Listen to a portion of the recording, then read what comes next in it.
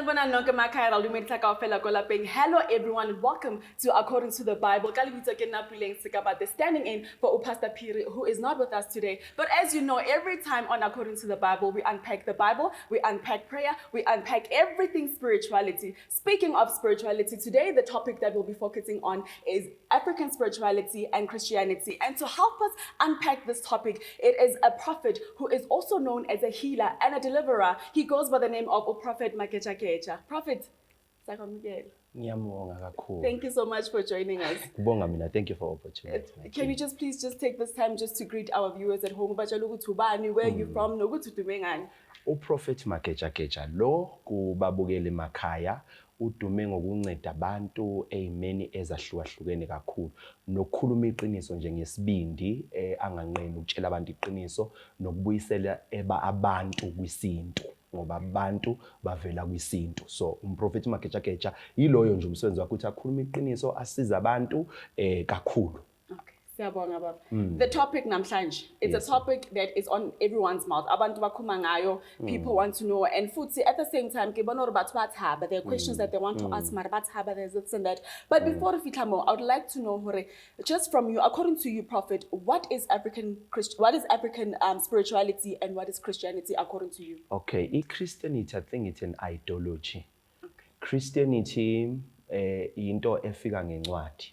Because there is no way where you can communicate with a Christian mzalwane angagrefei in the book. Kanti spirituality is where you connect with yourself, with your ancestors nomveli nqangi. Yabona, it where you become yourself la oba khona when you express yourself. Uyabona ukhulume ngendlela ofuna ukukhuluma ngayo without some terms and condition. Kanti ngala kwi Christianity there are books as it when you pray you need to do 1 2 3. That is why I'm saying is ngathi mhlambe I Christianity it's a choice. Kanti ngala African spirituality into ebelonga kuthina as abantu base Africa. So according to wena yini enza ukuthi abantu bangazi ukuthi what is African spirituality, ukuthi spirituality nakhona ukuthi yini enza ukuthi abantu bathi ayihambisane ne Christianity? Okay, number 1 nje masiqala sibheka mangabe uzo demonstrate uzama ukwakha image ye Christianity, uNkulunkulu weChristianity uphuma umuntu omhlophe. Singabala izinto eziningi, kunabantu abaningi abasemasontweni. Labantu abasemasontweni mawuthi awungichazela uJesu njani, they only describe a white boy. Yabona angeke bakuchazele ukudlula lapho. Then when you come to African spirituality, even ama image kuba abantu abamnyama iyona nto esenza sikwazi ukuconnecta siyithina. Mhlambe masiya Christianity uyobona nasesontweni mawuthi nje babegameni akuzwakala fanele Father in the name, because you have to change yourself. Ungabi lento iyona. So umehluko phakathi Christianity it because Christianity came through a book.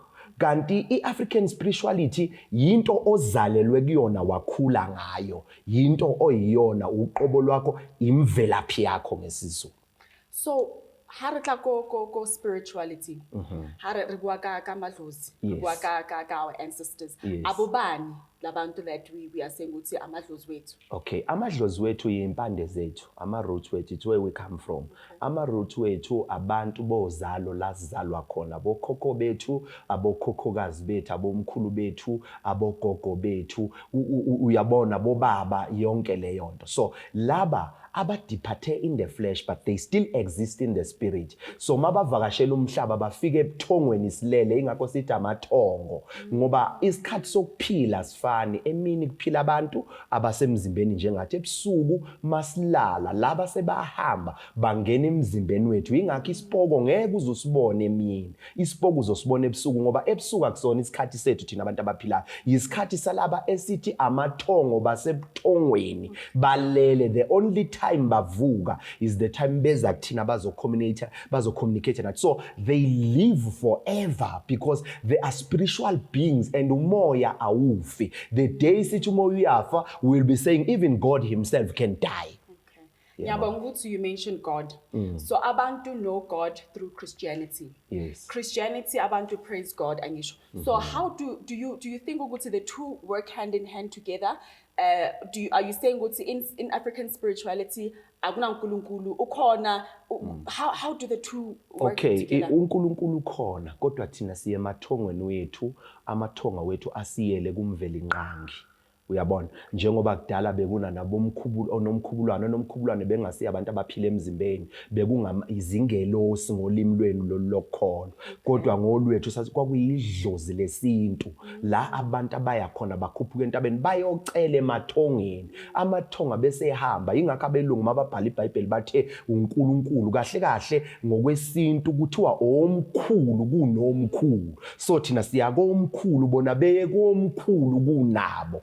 Kanti ngala Christianity is just a book came with the oppressors and there is no way a person can colonize you and give you the book of liberation at the same time. Yingakho lento yenkolo yeChristianity practicewa yithina abantu abamnyama kakhulu sihlala 5 hours esontweni laba abamhlophe baya only just 1 hour because it's a book of oppression. It's something that oppress our spirituality and Christianity it's more in the flesh. That is why uyabona njengoba ngikhuluma njengamanje Christians are emotionally bayakwata bayalwa because le believe ye Christianity has to do with the flesh not the spirit. Kanti African spirituality is when we deal with the spirit. So Christianity yinto esibulale kwi spirituality so that singawazi amandla ethu nemvelaphi namandla kamveli nqangi umdali odalile umfihlakala. Oh, ngiyabonga baba. It reminds me of the saying yokuthi we are spiritual beings having a human experience here on earth.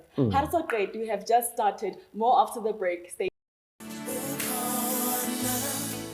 Welcome back. You're still tuned in to According to the Bible on Soweto TV channel 251. Holding it down, holding it down for Pastor Phiri. If you've just tuned in, we are unpacking African spirituality and Christianity. And with us in studio is Prophet Magejageja, who is telling us a bit more. Now, Prophet, before the break, you were telling us about what Christianity is, according to your analysis, and what spiritual, African spirituality is. What I would like to know is, what is it that abazalwane, Christians, that they are fighting for or against when it comes to ancestors, amadlozi? Okay, asiqale la.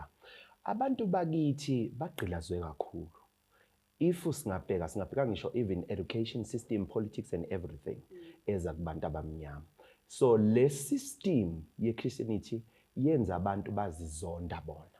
Ngizokwenzela example abantu abamnyama ukuthi bazizonda kanjani. Okay, uMagejageja akasazi isingisi. Once Magejageja wabheda isingisi kuhleka wonke umuntu. But uma umlungu omhlophe abheda isiZulu abantu abamnyama bayajabula because abantu abayifuni into ongeyabo bayayizonda into ongeyabo sakhiwa kabi sakhiwa sabona izinto zabanye abantu zingcono. Ukuba uJesu umnyama ngababantu abamdefendi bamdefenda because uJesu is a Jewish. So lesiskini esimhlophe because we come from oppression. Sifundiswe ukuthi yonke into enkulunkulu kithina imhlophe. That's why sizonda ama ancestors. I'll prove to you ukuthi abantu abazonda ama ancestors. IBhayibheli is full of ancestors. Even uJesu they go to ubaya kuNkulunkulu bona through uJesu. uJesu is their ancestor. And thina abantu bamadlozi ngeke usizwe silwa nabo sibaphikisa senza lezo zinto. IBhayibheli from Genesis uMoses kufanele usibonise ukuthi uhlalaphi if you say Moses not an ancestor because Moses died and he was buried. David died and buried. Kuthiwa wambelwa kuboyise emkhulu. Uyabona uJoseph uthi naniphuma nithatha amathambo ami niphume nawo. Iproblem la ukuthi sikhule under oppression. There is nothing that we enjoy njengoku oppresswa siyakuthanda ukuqindezelwa. So le Christianity mayifika iqindezela abo baba mkhulu bethu. Iqindezela impande zala esivela khona. Yingakho abantu i-Good Friday bayayithanda, but when it's come to Shaka Zulu holiday 24 September cultural heritage something, abantu angeke ubabone bavunulile bagcoke ngekwendlela abayiyona. Ngwenzela isibonelo, lezi zingubo esizigcokile sizibona si-presentable, but mangase ngifaka imvunulo ngifaka ibheshu nayo yonke into, abantu they will ask what is happening with this guy. Uyayibona lento leyo, because i-oppression isifundise ukuthi even spiritually asikuzondo kwethu, abantu abayifuna impepho, abayifuna imithi yesiZulu, but the same people baya kubodokotela abangasindiswanga who are not Christians. So la uyabona ukuthi abazondi lezi zinto, bazonda ukuthi ziqhamuka ngakuphi. Abantu bane European mind kakhulu, i-mindset yethu i-crippled. Ngicabanga ukuthi problem yethu ilapho kakhulu. That's why we think Christianity is better than our ancestors wethu. Sisho kanjani because i-Christianity iphethe uDavid, iphethe uAbraham, iphethe aboMathewu, bonke labantu abalapha bafile mos. When we refer to them, si refer kubantu abafile. Akukho la singakukhomba khona. Ngikukhombisa ukuthi thina sizalelwe ukuthi si-connect nabantu bakithi. Why umthakathi makafuna ukuloya wena akayi le eJerusalem ayofuna inhlabathi yethuna la eJerusalem, or aye eItaly afuna inhlabathi yama-disciple. Ujikele emva kwendlu lakini la ngcwaba khona athatha inhlabathi yakhona ngoba uyazi ukuthi impande zakini zila. The reason why you are here in Africa is because ama ancestors wakho nayo yonke i-religion yakho has to do with African spirituality, not Judaism, not European. Ubuka abantu bakithi abanye ngendlela abayizonda ngayo into yamnyama abancane ukujoin ama-Islamic, but ubabone masebekuleyo religion ubabone baphila kanjani. Ababi rich njengama Muslim bagcina ba-ama-beggars, bona bahamba bacela, because the problem is with spirituality. Why people are suffering in churches? It because people are trying so hard ukuconnecta ne-spirituality ongasona sethu. Buka i-China powerful in a spirituality side. Ubuke ama-Indians ane-spirituality, awacelebrate Christmas nathi, acelebrate Christmas iDiwali. Ama-Muslim acelebrate nawo, ama-China celebrate I think in the middle of January to February ithiwe celebrate Christmas. But thina si-impozilwe safakelwa lezi zinto ngenkani eyethu inge-25 December. Buka i-Ethiopia engakazi colonize, they celebrate i-Happy New Year yakhona ngezi-11 zaSeptember ngoba thina as an African si-communicate ne-nature. So abelungu ke bafike basiphuca lawo mandla basinikeza incwadi abathi izosiliberate. The question that I have, do you think if this book is so powerful to liberate a black man ngabe sayithola basinike incwadi ezosenza sihlale endaweni eyodwa nabo? Never. So into engifuna ukuyazi ke, two questions ke. Do we praise ngoba ngiyabona ukuthi ultimately sonke we are praising uNkulunkulu kodwa siyaphi.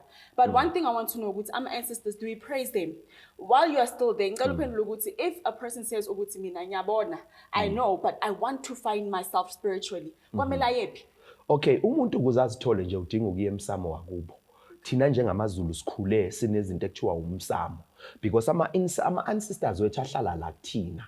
Uyabona, they live in us. Masithandaza ama-answers wethu are within us. Ngoba bona they are more spiritual. Ukhumbula ukuthi ama-limitations lawo esinawo, it because we are still trapped in the body. Manje bona they are no longer trapped in the body. They are spiritual beings.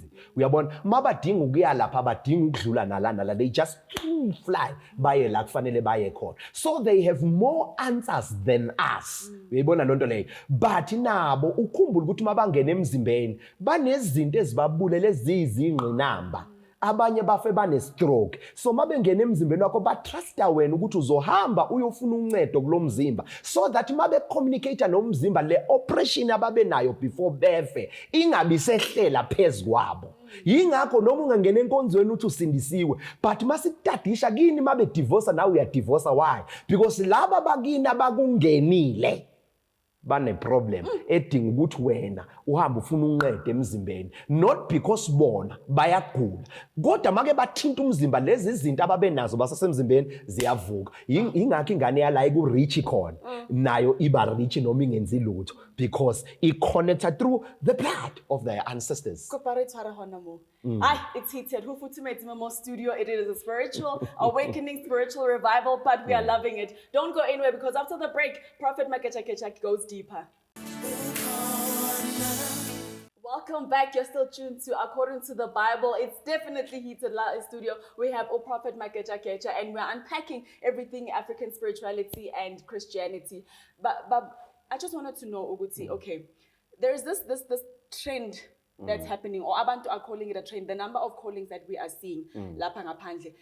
In your view, is it a trend, is it a fashion, or is it abantu being more spiritually aware and inclined? Okay, kuka u2. Kukhona umuntu ophupha ebusuku afake lokho kuhlale ngikufakile. Not because bekumela hamba yoba isangoma. Bekade idlozi elizocommunicate naye kwakuyidlozi lalisangoma.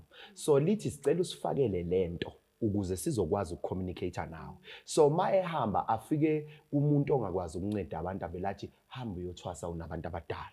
Lo muntu athwase kanti is not a matter of ukuthi bekumela ayothwasa. It was just a communication, uhlobo lwendlela ethiza bekavakashelwe ngakhona. Ngoba indlela yokugcoka nawe uma uye emshadweni nje ufaka irobo lokuthi uye emshadweni, ma uye town ufaka irobo la khona. So it was just a signal ukuthi uzoba ne visitation ye ancestor njani. Sizombona ngani lo muntu sekathwasile but akancede abantu because bengasidlozi. Olunye livuke kanti lifuna impande ethile lithi siyagula la ekhaya sifuna ukuletha umcebo. Sicela ukuthi nihambe niyothola impande yasemanzini. Maye fika lapha emanzini athi lona kulungile sengiyakuthwasisa ngoba naye is making money over this vulnerable person. Uyayibona lonto leyo. So bese kuthi lokho kwesithathu bakhona vele esebevusiwe because remember this African spirituality kade yasuppresswa. Now it's time for Africans. Ayikho indawo abantu abasuppresswa forever. Even in your Bible to after 70 years uNkulunkulu wabakhumbula wabakhipha la ababacindezelwa khona eBhabhela. So ke nathi as an African it's time ingakabo Magejageja banda kangaka in every corner siyavuka sibuyisa abantu kubuntu manje. No guys, we are manipulated here. Guys, we are colonized here. It's time guys we rise and build our African country. Silibuyisele kumveli nqangi where we connect in emvelo, where we are helping people, where we connect with our ancestors spiritually, where izinto zazenzeka, where we own izinkomo, sinezibaya, sinemizi, sinazo zonke lezi zinto. Sizosithola kanjani? Asicale sivuse umoya walabantu abaphucwa lezi zinto bacindezelwa. That what is happening. Mawungasubukisise kahle isikhathi njengamanje akusona isikhathi sokugcina, isikhathi sokuqala phansi in Africa. Us as an African countries siqala phansi. We are taking over baba because ipolitiki ngikhulume nje ipolitiki. Uyabona ipolitiki it's one of the things futhi abasebenzisa to divide us. Wena mwebuzothi uANC ngiIFP sesibulalana sodwa. That is why bona bafunda this political organization because asachubi mandate of oppressing us and not helping us spiritually. But when it comes to African spirituality, it when abantu ba communicate nemvelo silanda amandla lapha kwimvelo. Khumbula ukuthi thina is an African base phathwa izifekthe uzagiga uye esihlahleni ufika uzihlikihle ungaye eclinic ukhi zagiga ngeke bese iyaphela lento. Lezi zinto they are bringing it back bona laba ngoba bayabona ukuthi amehlo ethu avulekile but bazibranda njengezabo aloe vera and everything kanti ngesintu sethu yinhlaba besiphiliswa ilezi zinto. So ngingathi isikhathi ama-Afrika ayavuka ubuntu kubantu buyabuya again. Okay, ngicela ukubuza, you were preaching Christianity, yes. The way of Christianity. Where did it change? When did it change? No, mina ngaba ne-spiritual encounter ayilesamanga sabafundisi laba abantu babe ne-spiritual encounter axoxe nje inganekwane just because ufuna imali yabazalwane. Mina ngaba nogogo wami from 2017. I was married that time. Ngadivorce 2019 ngikhishwa ibona kulo mshado engikuwona because babangasafuni ukuthi ngibhizi ngideceive abantu. Then 2019 I came out ngathi mina ngesikhathi ngisindiswe from 2019 besizenza lezi zinto with some particular pastors ebesiseduze nabo sizwana kakhulu. Besihamba izayoni sivusela umsamo, sihamba izinyanga senzelwe imithi, sikhuphula izithunywa zethu. But laba masifika kubona sithi uJesu kuphela. We've been lying to them from 2017, 2018, 2019 ngaqala ngaphumela iqiniso because leli vangeli belingangibhenefithisi bengatholi lutho. Omunye ke onganangcondo kahle ongacabangisisi kahle yazi uthini kimi uthi hayi wena Magejageja ukhishwe ukufuna izinto eziphathwayo. No, mina bengizihlalele ngathenjiswa iBhayibheli lathi ngiyocela noma intoni bese ngiyayinikezwa. So angikho wrong vele mangifuna izinto eziphathekayo ngoba naye njobe ekholwa ukuthi naye ufuna impilo engcono ngithi yingakho athi lokho akakufuni ufuna lokho ngoba ufuna impilo engcono. So mina bengizihlalele kithi kwathiwa mangikokota ngizovulela but I've been knocking and knocking every doors are closed. So mangabe ngithola irevelation ya ancestor kagogo wami through my dreams afike emaphusheni ngilele angitshela izinto zenzeke lezi zinto zenzeke ngabona ngathi man nansi into esebenzelayo then ngaqala ngabiza abantu ngathi you know what from today ofuna ukuhamba la inkonzweni akahambe but from today izangoma nezinyanga ngiyazibiza la esontweni ngoba masingekho izangoma zinomoya wabaphansi zibona izinto sizothwala enkonzweni sizosebenza ngesithunywa zabantu bangabibikho abantu ababonayo to protect ourselves as pastors. Let's bring izangoma zizolapha abantu because to me it doesn't make sense ukuthi uyaye esurgery but uyayizonda isurgery yezulu because leli gama lithi surgery la dokotela ngesizulu indumba nesurgery into eyodwa ama languages ahlukahlukene nje kuphela. Then ngaqala ke mina ngalandela lezi ezakithi ngoba nabo labo rakhabashanda bayawathatha amaphilisi bayathatha injection maba no chronic badla amaphilisi echronic but mina ngithi angilifuni iphilisi because mina mangifaka nje antibiotic ngeke ngiyicede ngoba nginama ancestors laba bakimi bafuna impande straight umuthi ombiwa phansi ngidla umuthi. So ha re tla mo Bibeleng the Bible Aaron those who are dead they have no recall or memory of the land of the living. Okay. What is your take on that? No, it's a lie. Because Matthew 17 verse 3, Jesus was communicating with Moses and Elijah. Bafile. Hezekiah 37, esigodini samathambo. Prophet amathambo wakhuluma abantu abafile bavuka baba yimpi kaIsrael. Ngachubeka ngiye kokuningi nangilo file uphoswe ethuneni lamprofeti uhlangana nethuna likamprofeti umprofeti because bekafanga cedanga. Enende miracle angayenzanga waphinda wasebenza sekasethuneni njengoba nama bakithi basebenza nangu Sawulu uyahamba uye sangomeni makafika esangomeni siyambhulela siyamfembela silanda uSamuel siyamvusa uyakhuluma uSamuel uthi ungihluphela na njengoba ngilele ucedwa umtshela into ezokwenzeka ingakenzeki. That's what I love about our ancestors bakutshela izinto zingakenzeki uthi ungena eTexini bathi no ungangeni uthi wenza lokho uthi ungena ku relationship but no don't do it ama feelings angasebenzi uthi wena no man ngiyagula nginoshukela uthi uyacheka kanti bona bayakuvikela they are protecting you. So thina ke as ubuntu there is no way singa protect our ancestor yodwa with our oppressors. Where was this Jesus ngesikhathi basithathela umhlaba bathatha inkomo benza zonke lezi zinto ubekuphi ngaleso sikhathi? So I want to know, to highlight they want to know where they come from. Just quickly, you said Horbaya Komsamo. If it's a person ordering my grandmother, mami, my father, my grandmother, they were raised in Christianity. Yeah. How do they go about finding themselves spiritually? Yabona labo njoba ngikhuluma bangizwa kangcono kakhulu, most especially laba abakholwayo. Bayangizwa ukuthi lo muntu ukhuluma nathi ngqo. Labo bantu banga communicate nami ngizobasiza mina. It's free.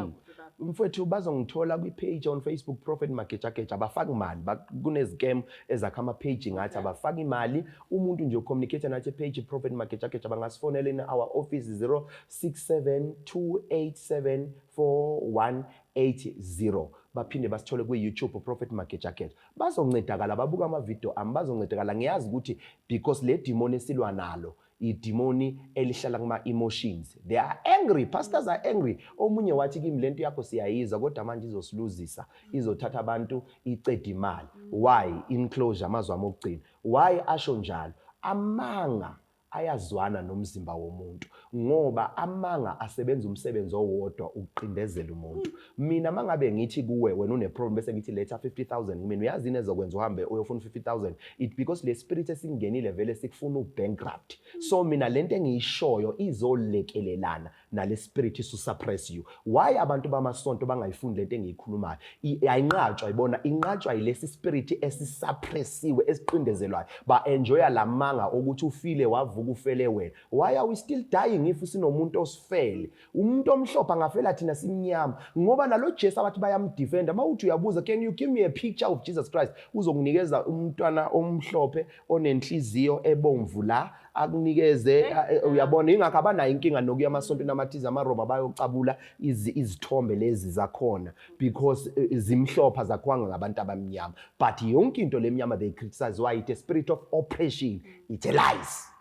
Siyabonga Baba for joining us namhlanje. Ngiyabonga kakhulu man. Thank you so much. And that's how we wrap up our show today on According to the Bible. Thank you so much for tuning in and being part of the show. Don't forget, Oscar Bala to Dara is the next episode of According to the Bible. From now, myself, Puleng Sikabate, get a stay blessed.